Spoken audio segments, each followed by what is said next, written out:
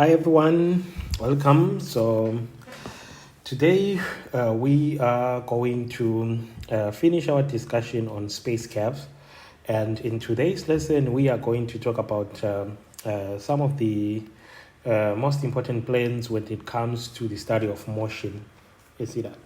So what we can say is that in this lesson we are going to look at the following. So first we'll talk about the normal vector and the binomial vector.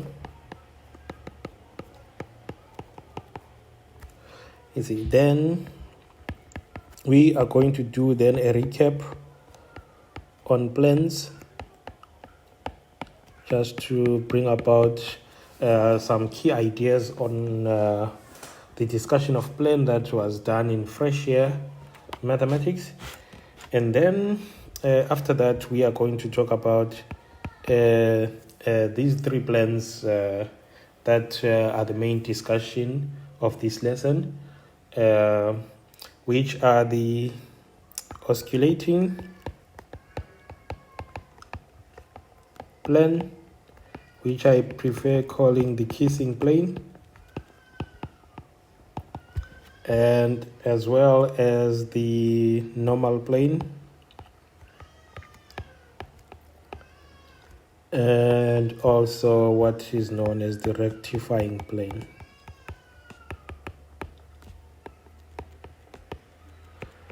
So this is what is going to make up today's lesson. So it's just a finish off of all the concepts that we need in the discussion of motion in space-time. So let's now get to the discussion of all these things. So the first thing that we want to understand is first the normal and the binomial vector. So as a starting point, let's first have a recap at what we know. So we know that every time if I have a particle that is moving, now I'm gonna draw the particle in 2D space where the z-axis is coming out of paper like that. So let's trace out some motion that is being traced by a particle that is moving. You see, so we know that at this instant, if I were to mark any random point on this curve, we already know that every point is associated with what we call the unit tangent vector at that point. You see, so it turns out this is not the only vector that can be associated with a particular point. You see, so if you have a particle that is moving, especially in this direction, you will see that for a particle to make a turn, because we can see that this trajectory that we have here, it consists of many turns which are being made by the particle as it moves. You see that, and you know that every time for a turn to be made, a particle has to face a certain direction. So if we are to focus on this point that we have already shown there, where I've already associated with it the unit tangent vector, it is not the only vector that you can associate with a particular point. So there is another vector which is normal to this one, which actually faces the direction at which the turn is being made. You see, so this vector which is normal to the plane, which lies in the plane of motion, which points in the direction at which the particle will be facing when matching that turn, is known as what we call the normal vector, and we denote it as nt. Also, the correct term to actually name this vector is not just to call it the normal vector. This is what we refer to as the unit normal vector. You see, so we have this thing that is called the unit normal vector. So the unit normal vector is also a vector that is one unit, just like the unit tangent vector. And these two, the unit normal and the unit tangent vector, they are obviously orthogonal to each other, and the normal vector goes in that direction. You see, now it is not the only vector that is also we can associate with that point. You see, so there is another vector again which can be associated with this point, which is normal to these two that we have already described, which is known as the binomial vector. But to see exactly how to visualize it at some particular point, it will be good for us to now draw this trajectory in three-dimensional space. You see, so in three-dimensional space, if we have a particle which is tracing out some motion in three-dimensional space, where we have something like this,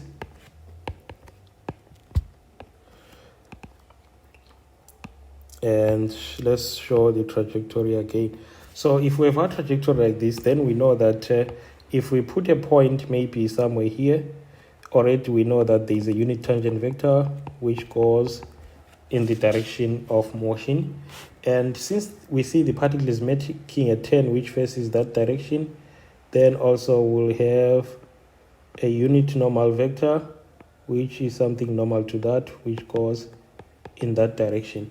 So it turns out that having these two, they also exist another vector at that point which is normal to these first two vectors, which is called the binomial vector, which goes like that. So the binomial vector is a vector which goes like that, which is normal to this vector and also normal to that vector at the same time, and we denote it as B of t.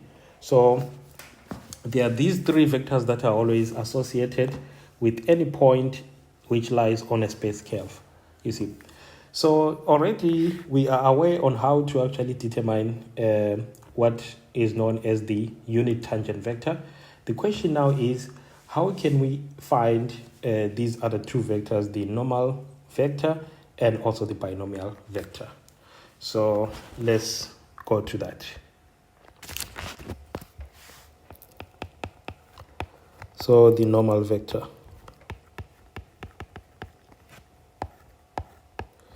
The normal vector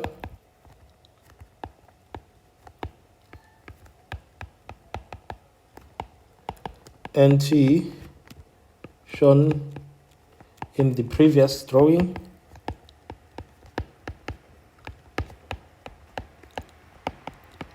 can be determined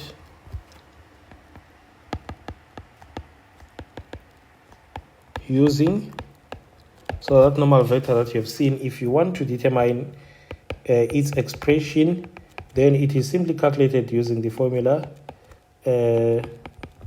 the derivative of the unit vector over the magnitude of that which scales this to become a unit vector. So if you want to find the normal vector, this is simply the formula that you use. So it's a derivative of the unit vector divided by that same derivative again to scale that vector to become a unit vector. So that's what it is. There is nothing more to say. So you just have to recall the formula that every time when you are in need of the unit normal vector, this is the formula that you use. You see. What about then the binomial vector? What about the binomial vector? So the binomial vector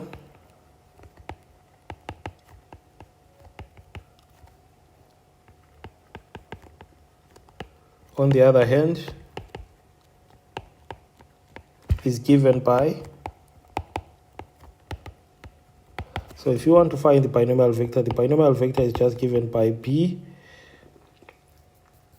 of t equal to the cross of the normal and that of the tangent vector. So if you cross the normal and the tangent vector together, you get what is known as the binomial vector. So this is also a unit vector, you see. So this is also a unit vector. So this can be seen simply if you apply the formulas that you know. You see, so now if you are to check, like let's say you want to know what is the magnitude of this vector, you will see that it is the same as calculating the magnitude of that cross that, which we know is just the magnitude of n times the magnitude of t and sine of theta. But remember, since the normal and tangent vector, they are orthogonal, theta is 90 and sine 90 is 1. So we just get that this is equivalent to nt plus that. But we know that these two are both 1, so we get 1. So we can see that the binomial vector is also another unit vector, because we can see that also its magnitude is 1. You see. So yeah, these are very important vectors. So we have seen already some formulas on how to evaluate them, and also we've visualized how they look like for a particular point. So this is how they always look like for a particular point in a space curve, you see. So now that we have seen, let's just do then some examples to see how exactly we can calculate these things. So a typical example is as follows. So a curve C is defined by, so we have a curve C which is given by r of t, which is 2 cos, it's 2 sine 2t, 2 cos 2t, no, sorry again. So this is given 2, then t, 2 cos 2t, like that. So a curve C is defined by this equation. So the first question that we want is determine the normal vector at the point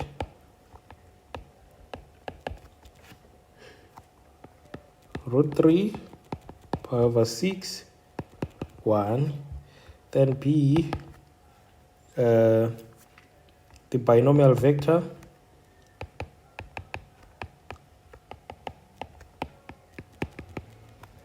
at the same point.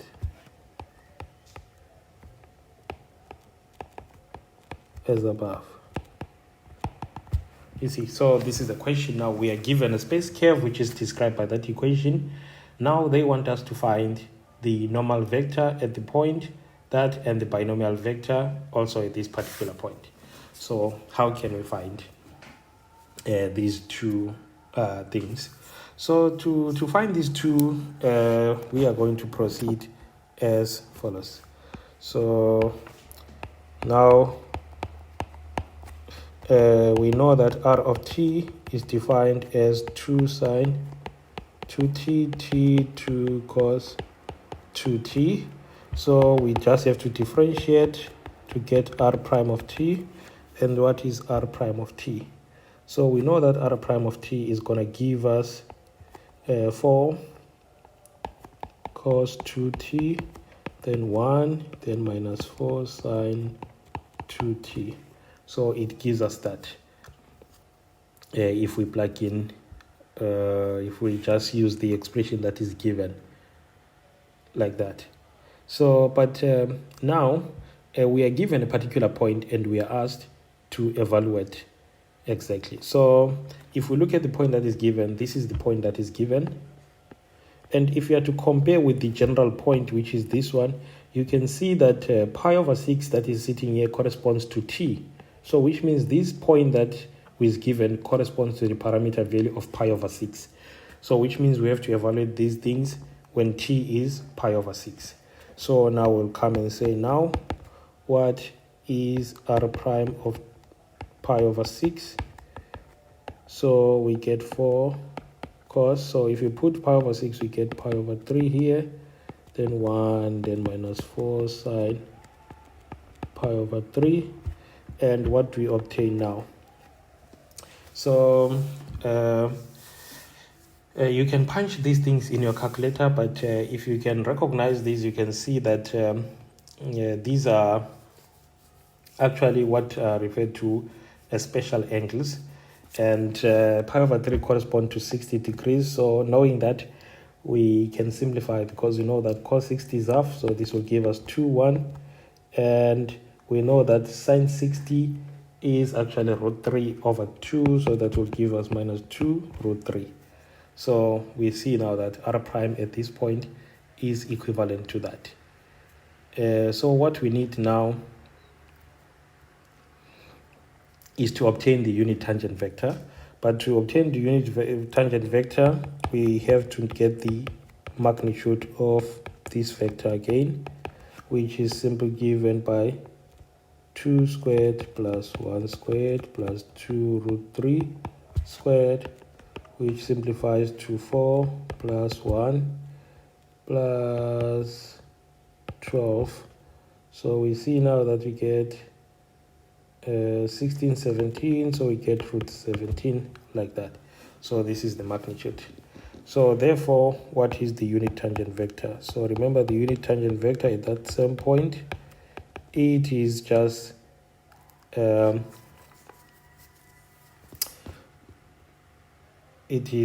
what?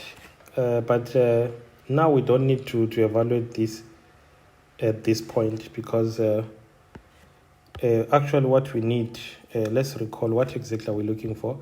So in this problem, we want the normal vector, and we know that the normal vector is given by what? So let's recall.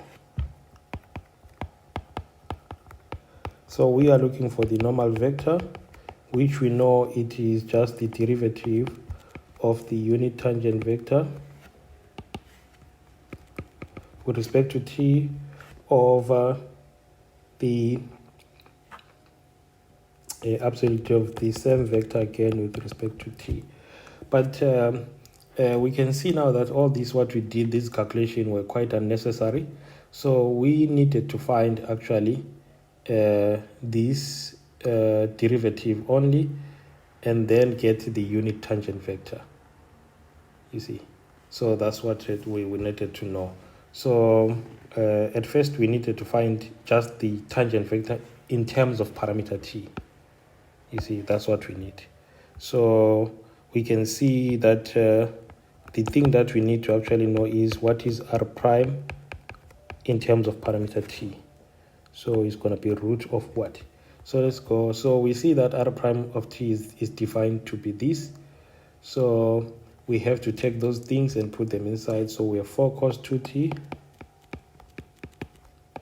squared plus 1 squared plus 4 sine 2t all squared. And we can see that now this will just give us 16 plus 1, which is equal to root 17 again. So we can see now that the absolute value of this is just constant. It's always root 17 for all t. So this implies now what is the unit tangent vector with respect to time. So this implies t prime, so not t prime, t of t is just 1 over root 17 times what? So times r prime t. So r prime t, we already see is 4 cos 2t, 1 and that. So it's 4 cos 2t, 1 and minus 4 sine 2t. So this is just the unit tangent vector in terms of parameter t.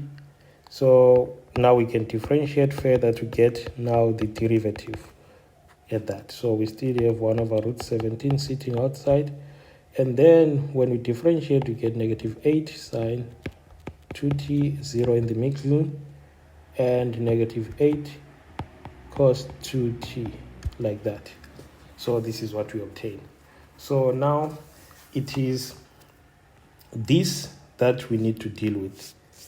It is this that we now need to deal with in our calculations. So now we have to evaluate this at this parameter value. So we need to evaluate the unit tangent vector at pi over 2. So we get 1 over root 17 and minus 8. Now when we put, was it the value that pi over 6, sorry. So we have to evaluate this at pi over 6, not pi over 2. Pi over 6, so we get sine pi over 3 0 minus 8 sine cos pi over 3, like that. So what do we then get when we simplify? So we know that pi over 3 is 60 degrees. So with that in mind, we know that this thing is just going to simplify to become minus 4 root 3, 0, and minus 4. So it's going to simplify and give us that. So now we need to calculate the magnitude of this same vector. So what is the magnitude of this? So 1 over root 17 is going to stand out as we calculate the magnitude of the other. So we have 4 root 3 squared plus 4 squared. So what do we get here? So 1 over root 17 still weights, and we get root of what? So we have 48 plus 16. So what is 48 plus 16? This gives us 64. So we get this as 8 over root 17. So this gives us the absolute value or the magnitude of this unit tangent vector at this particular point. So now we can now find the normal vector. So therefore, what is the normal vector at this point? So the normal vector at this point is simply given by what? So the normal vector at this point is simply given by the vector itself, which is 1 over root 17 minus 4 root 3, 0, minus 4, all over 8 over root 17, like that. So simplifying, we see that you will get minus root 3 over 2, 0, minus half. So this is the normal vector that we are looking for, you see. So this is how we obtain the normal vector, like that. So what about the binomial vector now? So for the binomial vector, we know that the procedure is so simple now. So we know that whatever we call the binomial vector p of t is just n of t crossed with t of t, like that. So already we know that we are evaluating at a point where t is pi over 6. So already we know what this is at that particular point. Let's go and cross-check if we know what this is at particular point, you see. So, and now, what is the tangent vector itself? So if you look, the tangent vector, we have it here, given. So let's copy it down. So it's 1 over root 17 for cos that. So we see that t of t is 1 over root 17 for cos 2t 1 minus 4 sine 2t. That's what we have. So now we have to just evaluate this when t is pi over 6. So what happens when this is pi over 6? We have 1 over root 17 and 4 cos pi over 3 1 minus 4 sine pi over 3. So this gives us 1 over root 17, and we get 2 here, we get 1, and here we get negative 2 root 3. So we see now that this vector is just equivalent to that. Now we can cross these two vectors and see what we get. So therefore, what is the binomial vector now? So the binomial vector evaluated when t is this is the cross of these two vectors, like that. So it is the cross which is defined as ijk of what? So we see that the normal vector is minus 3 root 3 over 2, 0 minus half. and below the tangent vector is just 2 over root 17, 1, negative 2 root 3 over root 17. So now let's simplify and see what we get here. So let's close the I-plane. So when we close the I-plane, we see that we get minus half I, like that. And then now let's go to the J first.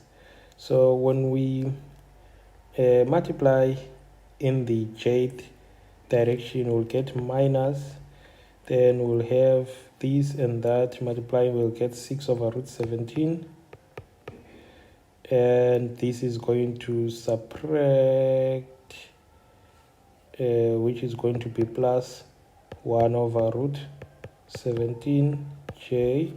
Then for k, we are going to have minus root 3 over 2k, and simplifying we see that we just get negative half I minus 7 over root 17j minus root 3 over 2k.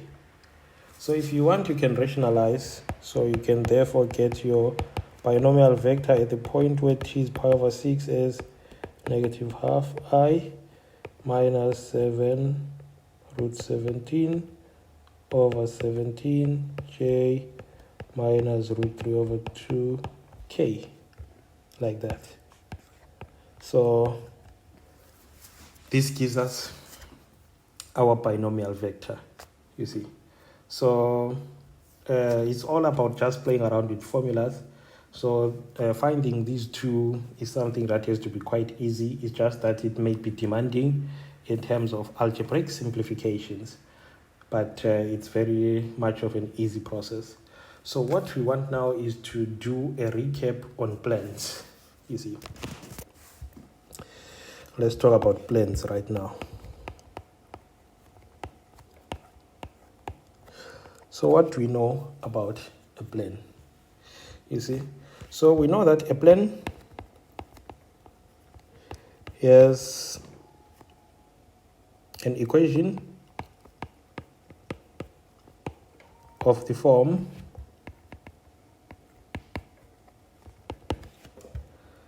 r dot n is equals to a dot n. So every time when we want to find the equation of a plane, we know that the equation of a plane is given by that. So now let's understand the ingredients of all these things that we are observing in this representation. So let's say we have a three-dimensional space like this,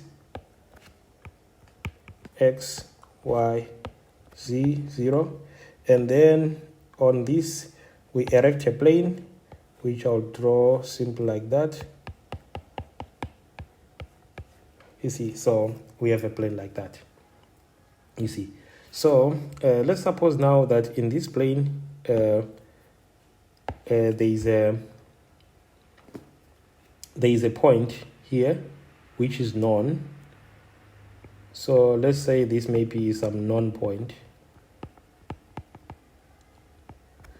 like that.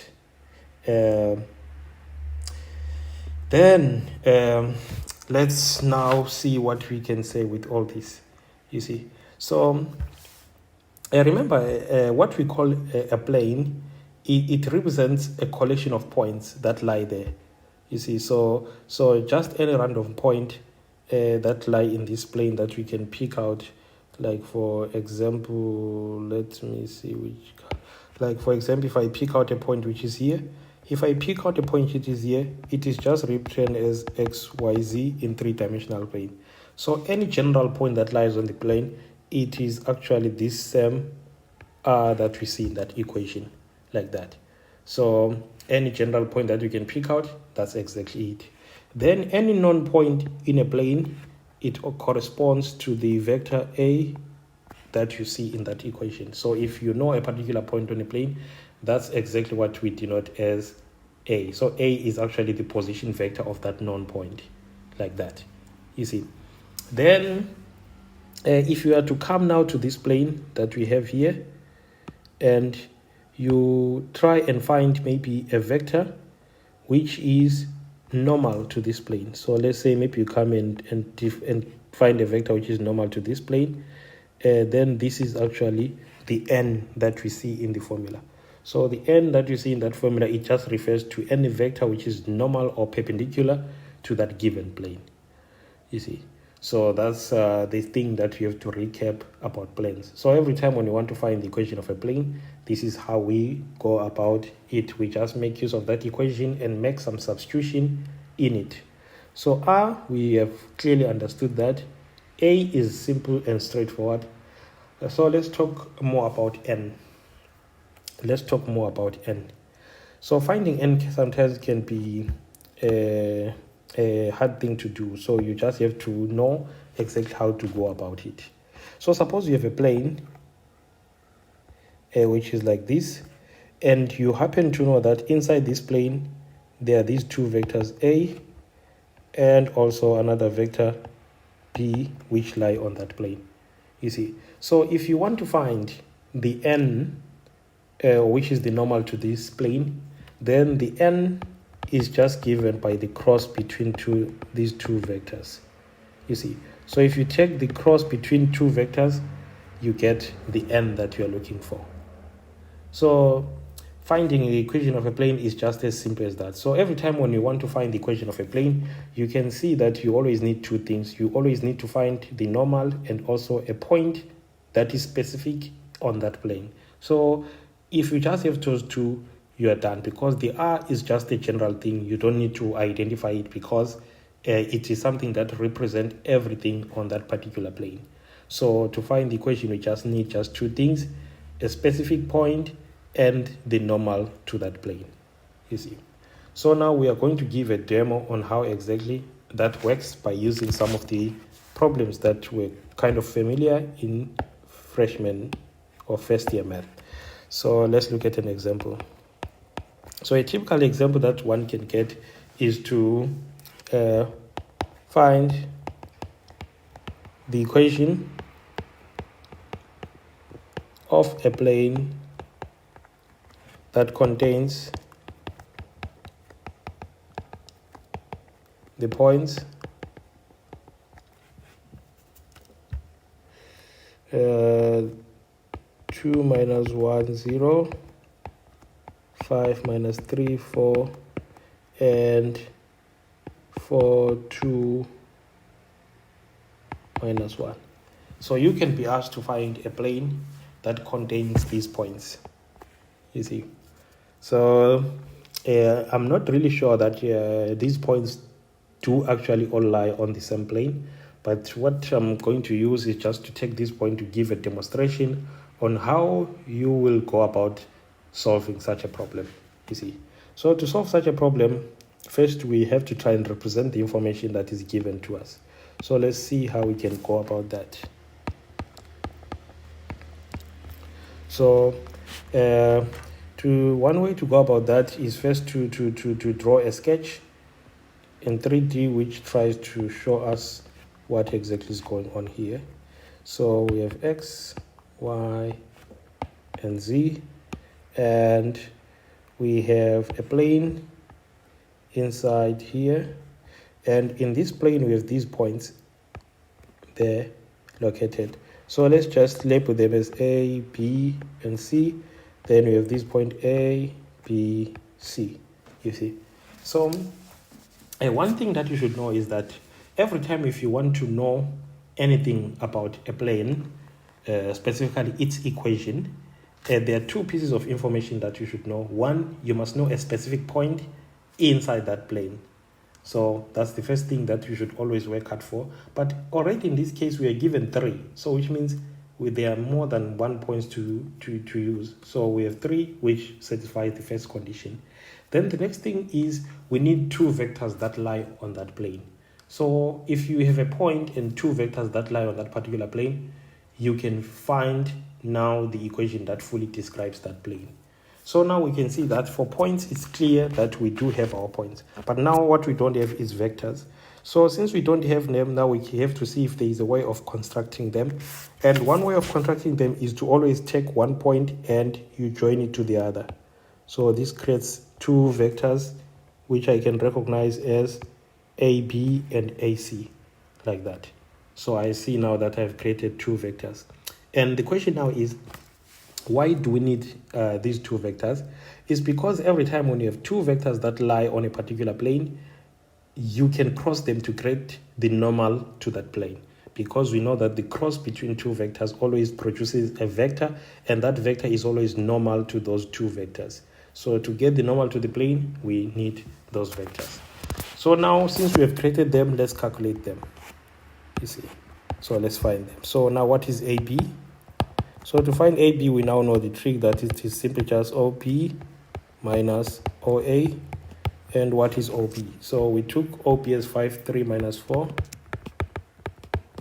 And we have OA, which is 2 minus 1, 0. And what does that give us? So we have 3, 4 minus 4. So that gives us our vector AB. Now let's calculate AC. So when we calculate AC again, it is simply OC. So let's just write it down first. So we know that it's simply OC minus OA. And what is OC? So OC at this case is 4, 2, negative 1. So we put 4, 2, negative 1 minus OA, which is 2 minus 1, 0. So what we get? So 4 minus 2, 2. Then 3 minus 1. So now we have these two vectors. So now knowing two vectors that lie on a plane, we can cross them to get the normal. You see. So if you cross these two, you get the normal.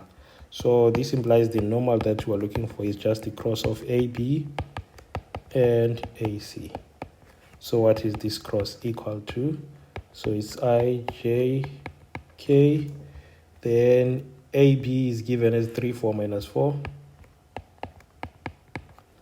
And then we have 2, 3 minus 1. So now let's simplify. So we see now that we have minus 4 plus 12, which gives us 8i. Then for j, we have negative 3 plus 8. So if you have negative 3 plus 8, you get positive 5, which gives us minus 5j. Then for k, we have 9 minus 8, which is just the k. So this gives us the normal vector that we're looking for. You see.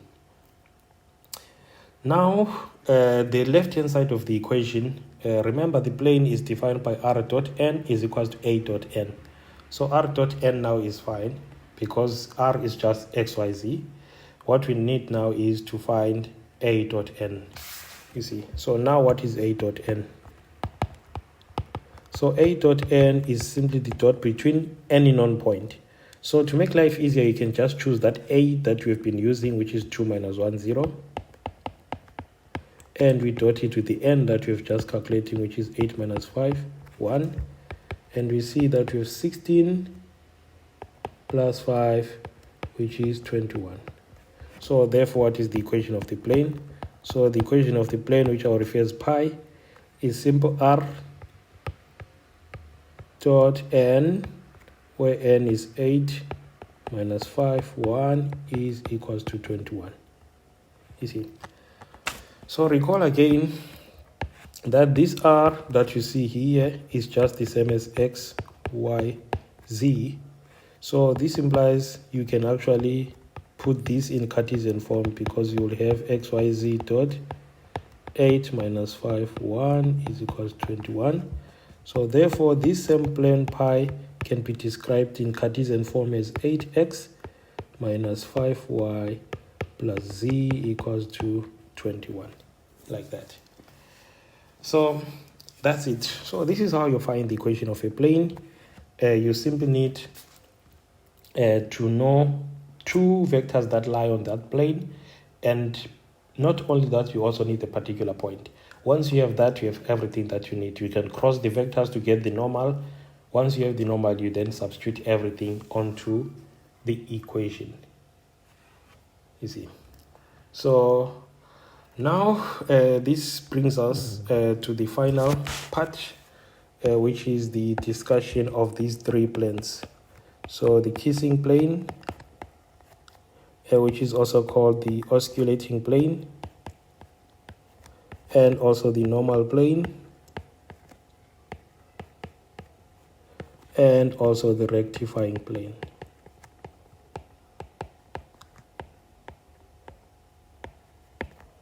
Easy.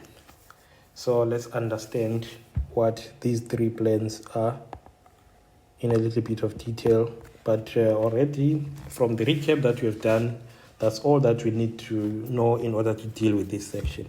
So let's consider again some particle that is tracing out some space curves. So we have x0, y, z, and we have a particle that is tracing up some curve like that, you see. So remember, for any point on that curve, we can associate three vectors. There is the normal vector, the tangent vector, which goes tangential to the curve. We have the normal vector, which goes in the direction of turning, which is normal to that plane. And then also we have what is known as the binomial vector, which is also normal to these two, like that. So there are these three vectors that can be associated with each particular point. But if there is one thing that you can already see from there, is that all these vectors, if you look, especially let's take a look at the tangent vector and the normal vector. So if you look at the tangent vector and the normal vector, there is one thing that you can readily observe, and that is these two vectors, the normal vector and that one, they lie on they can span a plane of their own.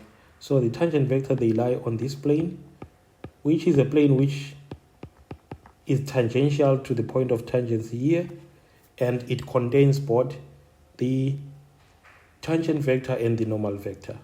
So this is what we refer to as the osculating plane, or the kissing plane. Why is it called the kissing plane? Because it kisses the curve only at that particular point. So at that particular point, it just touches the curve and it's just tangential to it, like that, you see. But these are not the only planes that one can observe in this situation.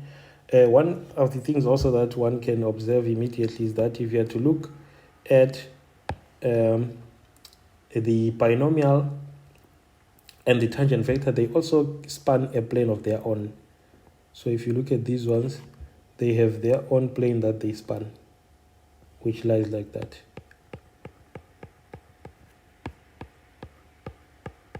So this is what we refer to as the rectifying plane.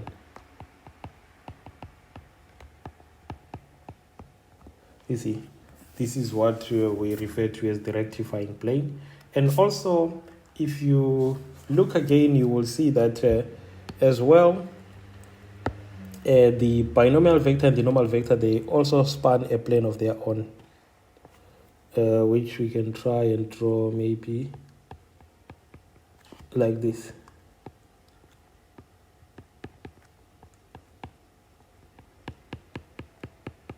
So the binomial, they span a plane of their own.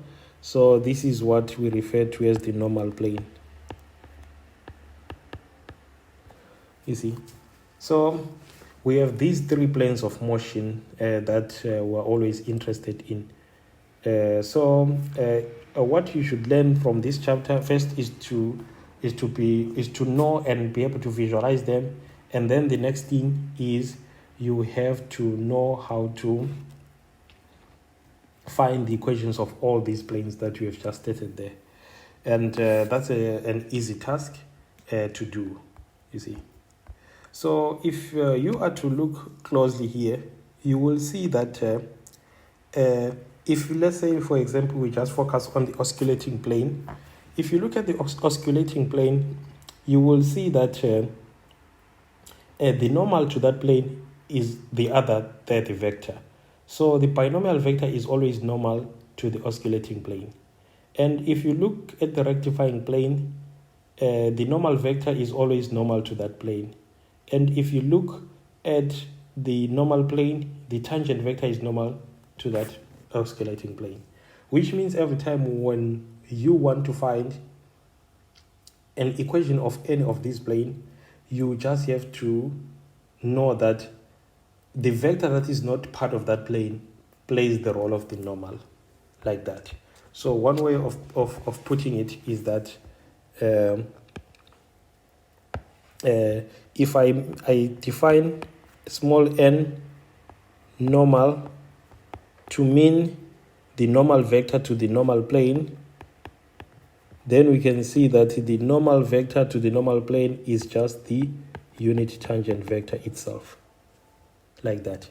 Again, if I want to find the normal of the kissing plane,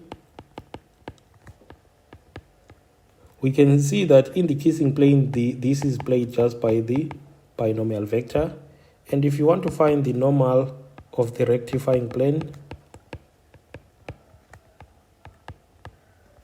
this is simply also done by the vector that is not included as part, so that becomes just the normal vector. So once you know this information now, it can make life easy to work out the equation of any of these things. So if you know how to get these vectors, the tangent vector, the normal vector, and the binomial vector, then it will become easier for you to find the equation of any plane that may be asked, whether it's a normal plane, whether it's a kissing plane, whether it's a rectifying plane, because it all lies in one equation. So you just have to recall that every time when you want to find the equation of a plane, the equation is simply given by r dot n is equals to n dot a. So once you know this, you can calculate the equation of any plane, and we have demonstrated this, how to use this equation, using an example in which we had 3 points already lying on that. So now this is a simple task to do. Why it's a simple task to do? Because for each of these planes that we have discussed, the situation is as follows.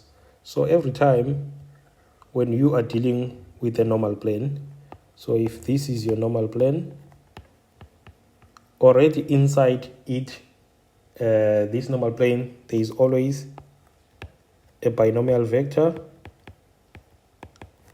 which lies perpendicular to the normal vector. So the point is you always have two vectors inside, so the n is defined. And also, if you are to look at the other plane again, which we have, which I can call maybe the kissing plane, you can see that for the plane that kisses, the tangent vector is present in that plane, and also the normal vector is present in that plane, and they are orthogonal. So now to get the n, you can easily do that. It is. Then also we have the rectifying plane.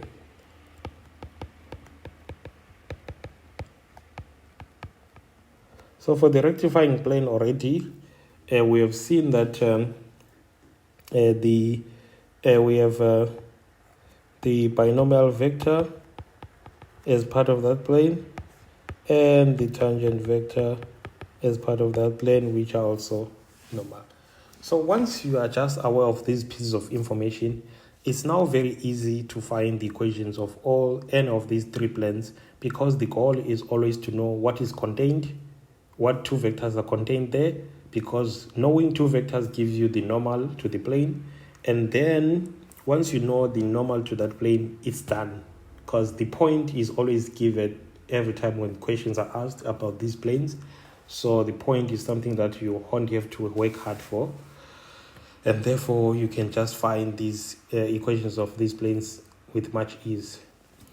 Otherwise, that's the end of the discussion of space curve. Okay, thank you guys for watching. See you next time.